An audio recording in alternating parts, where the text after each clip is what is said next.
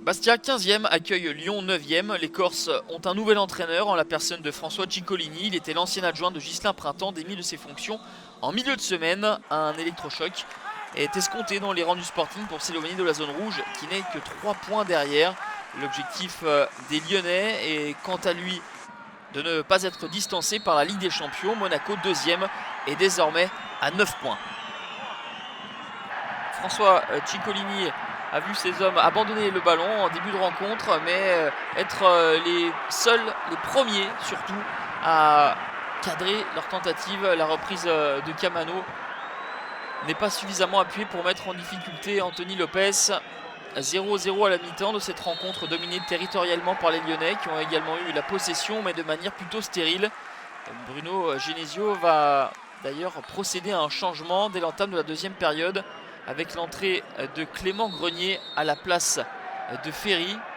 Et ce réajustement tactique va porter ses fruits avec Jallet qui combine avec Grenier justement, qui se débarrasse d'un tacle pour ensuite centrer au cordeau. Alexandre Lacazette avait coupé au premier poteau mais ne peut reprendre ce ballon. Ensuite c'est Guézal puis Tolisso qui échoue sur cette défense de Bastia morte de faim, qui se bat sur tous les ballons.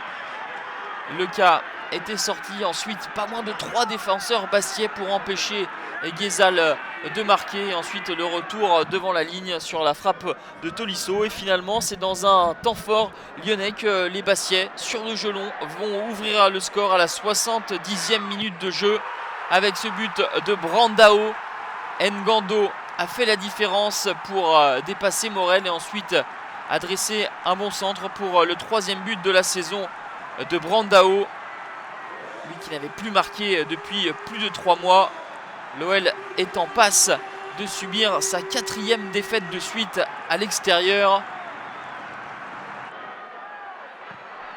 En fin de partie, Lyon va essayer de pousser pour aller chercher l'égalisation. Aldo Kelloulou qui a fait son apparition quelques minutes plus tôt. Le centre pour Alexandre Lacazette qui se met en position de frappe du pied gauche, mais sortie pleine d'à propos de Jean-Louis Leca qui a bouché l'angle au maximum de l'attaquant lyonnais. On en reste à 1-0 pour Bastia. Le masque pour Jean-Michel Aulas. Les Corses vont finir à 10 contre 11 à la 87e minute. Carton rouge pour Gilles Chioni. C'est le 4e carton rouge lors des 3 derniers matchs de Ligue 1 pour les joueurs du Sporting, mais qui pour l'instant tiennent leur victoire et qui sont en train de glaner leur 24e point à domicile sur leur total de 28.